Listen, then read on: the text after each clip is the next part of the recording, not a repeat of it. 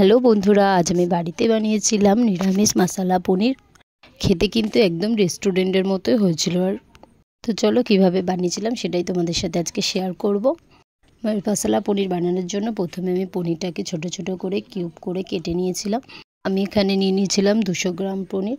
তোমরা যেরকম পনির নেবে সেই অনুযায়ী মশলা ইউজ করবে।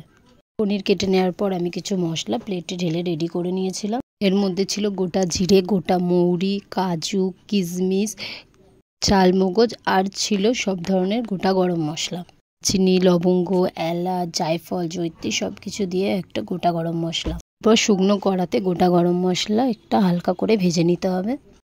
হালকা ভেজে তুলে নিয়ে ওই কড়াতে আবার সাদা তেল দিয়ে দিলাম।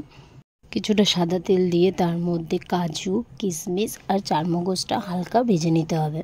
বেশি ভাজা যাবে না, জাস্ট হালকা বাদামি কালার হয়ে আসলে ওটা তুলে নিয়ে মিক্সিতে ওই গোটা গরম মশলার সাথে একসাথে পেস্ট করে নিতে হবে। এটাতে জল দেওয়া চলবে না, কিন্তু যেহেতু অল্প মশলা ছিল তাই হালকা একটু জল দিয়ে আমি ভালো করে পেস্ট করে নিয়েছি। এরপর ওই তেলের মধ্যেই কেটে রাখা পনিরগুলো হালকা করে ভেজে নিতে হবে। পনির বেশি লাল হলে শক্ত হয়ে যাবে, তাই হালকা করে ভেজে নিয়ে তুলে একটা বাটিতে কিছুটা জল দিয়ে তার মধ্যে একটুখানি নুন দিয়ে পনিরটা ভিজিয়ে রাখতে হবে।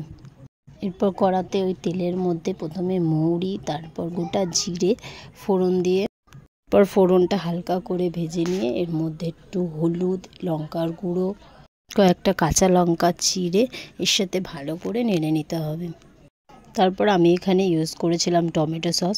তোমরা চাইলে টমেটো মিক্সিতে পেস্ট করেও দিতে পারো অথবা টমেটো কেচাপ দিয়েও করতে পারো।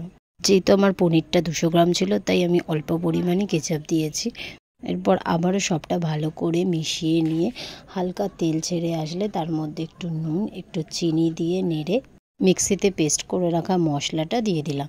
মশলাটা দিয়ে বেশিক্ষণ কষতে লাগবে না, যেহেতু মশলাগুলো ভাজা ছিল তার জন্য হালকা একটু কষে নিয়ে তারপর এর মধ্যে দিয়ে দেবো কিছুটা ফাটিয়ে রাখা টক দই। সেই টক দইটা দিয়ে আবার একটু ভালো করে নেড়ে নিতে হবে। নেড়ে নিয়ে টক দইটা নাড়তে নাড়তে আবারও বেশ কিছুটা তেল ছেড়ে আসবে। এরপর তেল ছেড়ে আসলে মশলা থেকে তারপর ওই ভেজে রাখা পনিরগুলো দিয়ে ভালো করে মিক্স করে নিতে হবে। তোমরা কারা কারা পনির খেতে ভালোবাসো কমেন্টে অবশ্যই জানিও। আমি তো পনির খেতে ভীষণই ভালোবাসি। এরপর পনিরগুলো দিয়ে বেশ কিছুক্ষণ নেড়ে হালকা অল্প একটু জল দিয়ে ভালো করে কষে নিয়ে এর ওপর থেকে ঝরিয়ে দিয়েছিলাম ধনেপাতা। তোমরা চাইলে কাস্তুরি মেথিও দিতে পারো, আমার কাছে কাস্তুরি মেথি ছিল না তার জন্য আমি ধনেপাতা ইউজ করেছি। এরপর ধনেপাতা ছড়িয়ে নামিয়ে নিয়ে রেডি হয়ে গেছে আমার মশলা পনির। তোমরা বাড়িতে অবশ্যই ট্রাই করে দেখো, আর ভিডিওটা ভালো লাগলে একটা লাইক করে দিও।